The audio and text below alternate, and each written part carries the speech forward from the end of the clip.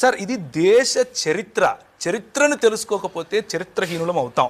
ఇది అంబేద్కర్ గారు ఒక మాట చెప్పారు. ఈ విషయాన్ని దాన్ని కోట్ చేస్తున్నాను. బ్రాహ్మణులు సులభ్ కాంప్లెక్స్లు నడుపుకుంటారు అనంటే ఎంత హాస్యాస్పదమో, దళితుల పైన ట్యాక్స్లు వేశారంటే కూడా అంతే హాస్యాస్పదం. ఎందుకంటే సార్, దళితులు ఈ దేశంలో ఈ బయట నుంచి వచ్చినటువంటి వలసవాదులు వచ్చినప్పుడు దళితులకు తిండి లేదు, దళితులకు పై వస్త్రం వేసుకునే హక్కు లేదు, దళితులు గోచి కట్టుకొని తిరగాలి, మూతికి ఒక ముంత పెట్టుకోవాలి, ముడ్డికి ఒక చీపురు కట్టుకొని తిరగాలి. అది మా బతుకు ఇక్కడ. ఎవరు అలా దోచింది? వాడొచ్చి దోచాడు ఆ తెల్లోడు.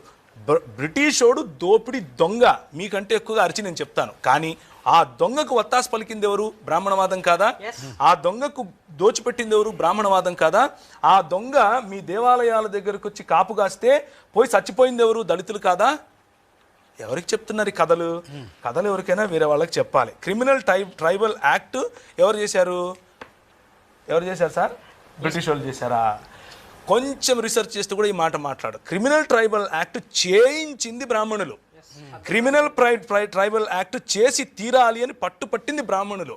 ఎందుకు అనంటే ఫలానా సమాజం, మీరు ఏ సమాజం గురించి అయితే మీరు మీ సమాజంగా చెప్పుకుంటున్నారో ఆ సమాజం వెనుక వాళ్ళు ఒక ప్లీ వేశారు.